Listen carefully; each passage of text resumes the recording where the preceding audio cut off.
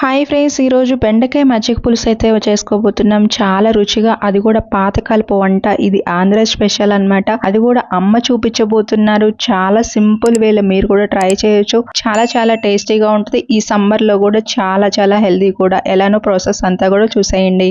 పెరుగు 1/2 kg అయితే తీసుకుంటున్నాము. ఇది పులుపు లేకుండా ఉండేటట్టు చూసుకొని తీసుకోవాలన్నమాట. ఇప్పుడు ఈ పెరుగుని మనం ఇక్కడ బీటర్ తో బీట్ చేసుకుంటున్నాము. మీరైతే మిక్సీ అయినా వేసేసుకోవచ్చు. 15 సెకండ్స్ పాటు అలా బీట్ చేసుకున్న తర్వాత 1/2 లీటర్ వాటర్ కొంచెం కొంచెంగా ఒక 2 సార్లు అలా పోసుకొని మధ్య మధ్యలో ఆగుతూ ఒక 20 సెకండ్స్ అలాగా బాగా బీట్ చేసుకోవాలి. అలా బీట్ చేసుకొని లాస్ట్ కి ఉన్న వాటర్ కూడా పోసేసుకొని మొత్తం 1/2 లీటర్ వాటర్ మళ్ళీ 10 సెకండ్స్ అలాగా బీట్ చేసుకున్న తర్వాత స్టాప్ చేసేయాలి. ఇలా చేస్తే చిక్కడి మజ్జిగ అనేది రెడీ అయిపోతాయి. బెండకాయలు కూడా ఈ సైజులో కట్ చేసుకోవాలి. ఫ్రెష్ గా ఉన్నాయి తీసుకోవాలి. ముదిరి తీసుకోవద్దు, అలా అని మరీ లేతే తీసుకోవద్దు. మీడియం సైజులో తీసుకోవాలి. 2 ఆనియన్స్ తీసుకున్నాం, ఇలా కట్ చేసి తీసుకున్నాము.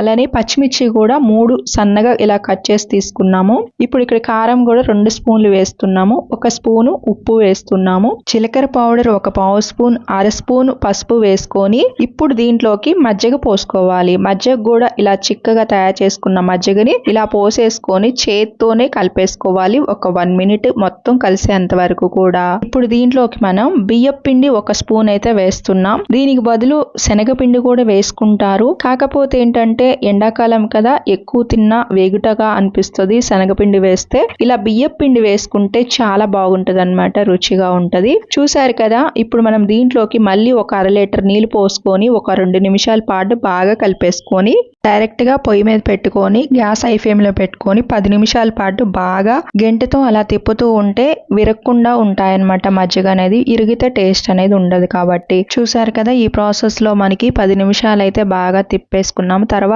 అవసరం లేదు, ఇంకా ఎరగవు అన్నమాట. ఇక్కడ నుంచి మంచిగా ఉడుకుతుంది అన్నమాట. పులుసు అనేది చిక్కబడిపోతుంది. ఆ తర్వాత చూడండి, ఇక్కడ ముక్క పట్టుకొని చూస్తే మనకి అర్థమైపోతుంది బెండకాయ ముక్క ఉడికిందా లేదా అనేది. బెండకాయ ముక్క ఉడికిపోతే మనకి సరిపోతుంది. స్టవ్ ఆఫ్ చేసేసుకొని నెక్స్ట్ ప్రాసెస్ కి వెళ్ళిపోవటమే.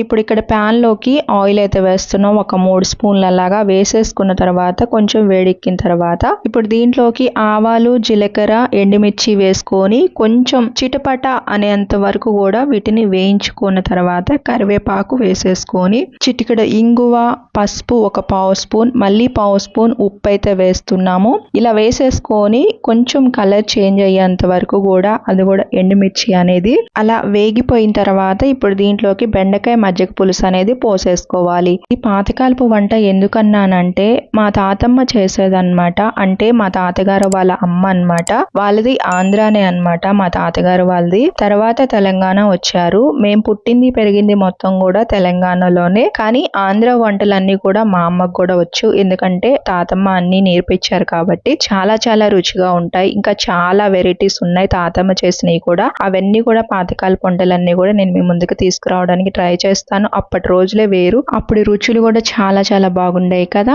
చూసారు కదా, 1 మినిట్ అలాగ ఉంచేసుకొని తాలింపు వేసుకున్నాక స్టవ్ ఆఫ్ చేసేసుకుంటే బెండకాయ మజ్జిగ పులుసు అనేది మనకి రెడీ అయిపోతుంది అన్నమాట.